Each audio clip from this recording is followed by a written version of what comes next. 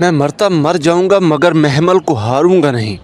फरहाद बिन्यामीन ने सर पर कफन बांध लिया है। अब वो किसी भी सूरत में महमल का पीछा नहीं छोड़ेगा। हालांकि उसका बाप एक मुआहदे पर साइन कर चुका है, उसके बावजूद उस शख्स की ज़िंदगी पर, उसके दिमाग पर इस बात का कोई असर नहीं पड़ रहा कि बड़ा ही खून खराबा होगा। वो इस बात से पीछे नहीं हट रहा।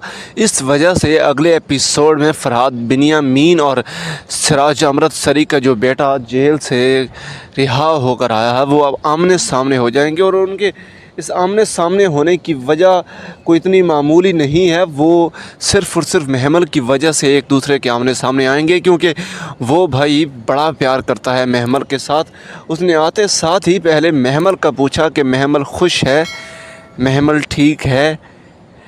एक तो मुझे ये समझ नहीं आती कि पूरे का पूरा ड्रामा, इस अगर ड्रामे में 35 लोगों पर ये कास्ट मुश्तमिल है, तो उसमें से महमल को छोड़कर 34 लोग मतलब कि 34 लोग जो हैं, बाकी उनकी ज़ुबान पर सिर्फ़ और सिर्फ महमल ही है।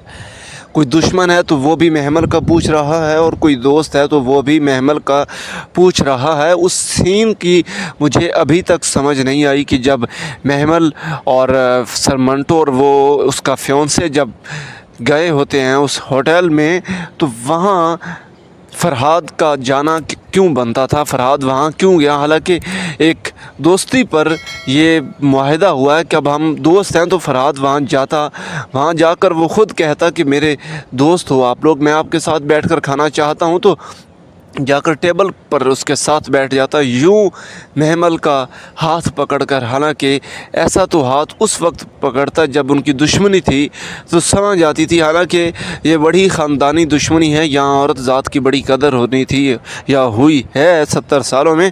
ऐसा होना नहीं था, अगर होता भी तो यार शायद समझ आती थी कि दुश्मन की बेटी थी।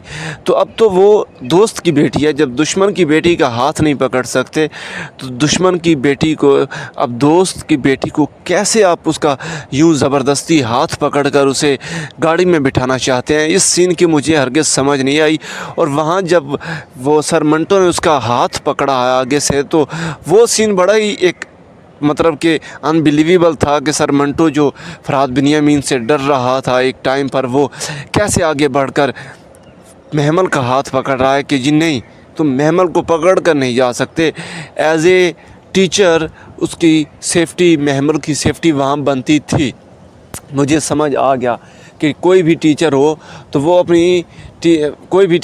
अपनी स्टूडेंट की ऐसे सेफ़्टी ज़रूर करना चाहेगा। मगर बात ये है कि जब वो खाना खा रहे थे, तो वहाँ जो उनकी दिखाई जा रहा था कि तुम जब तक नहीं जाओगी मैं जाऊँगा नहीं, वो जो डायलॉग की डिलीवरी थी वो किसी भी लिहाज से नहीं लग रहा था कि ये एक टीचर एक स्टूडेंट के लिए बोल रहा है। तो ड्रामा बड़ा ही इंटरेस्टिंग होता जा रहा है और बड़ा ही एक सोच से बालातर होता जा रहा है कि कैसे। सो प्लीज़ मेरे चैनल को लाइक, सब्सक्राइब और बेल आइकन को दबा दें। And thanks for watching.